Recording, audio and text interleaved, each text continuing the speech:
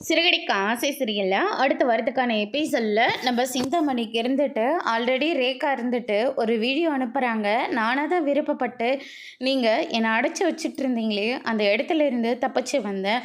இதுக்கும் மீனாக்கா முத்து இவங்க யாருக்குமே எந்த சம்மந்தமும் கிடையாது. மீறி அவங்க மேலே ஏதாவது ஆக்ஷன் எடுத்தீங்கன்னா கண்டிப்பாக நானே கோர்ட்டுக்கு வந்து நீங்கள் என்னெல்லாம் பண்ணியிருக்கீங்களோ அது எல்லா விஷயத்தையும் நானே சொல்லிடுவேன் அப்படின்னு சொல்லிட்டு ரேகா வந்து வீடியோ போட்டுடுறாங்க.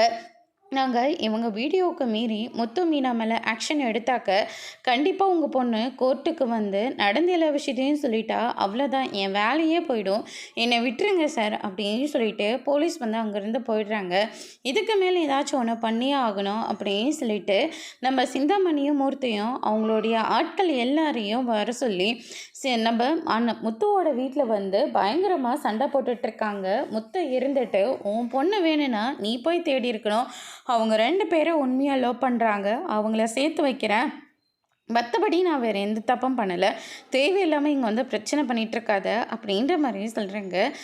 உடனே விஜய் இருந்துட்டு நீ எனக்கு பண்ண இல்லை ஒரு துரோகம், அதுக்காக தாண்டி நீ இப்படியெல்லாம் அனுபவிக்கிற, உன் பொண்ணு அவங்க கூட தாண்டி இருப்பா அப்படின்னு சொல்லிட்டு விஜய் இருந்துட்டு பயங்கரமாக சாபத்தை விட்டுட்ருக்காங்க. அடுத்தவங்க கஷ்டத்தை நீ நல்லா ரசித்து பார்த்துட்டு இருந்தல்ல, இப்போ நீ நல்லா அனுபவிடி அப்படின்ற மாதிரி சொல்கிறாங்க. என் பொண்ணு மட்டும் எனக்கு கிடைக்கலனா அதுக்கப்புறம் அவங்க யாரையும் நான் சும்மா விட மாட்டேன்னு சொல்லிட்டு மிரட்டுறாங்க. அதோட ப்ரமோ முடிச்சிருக்காங்க.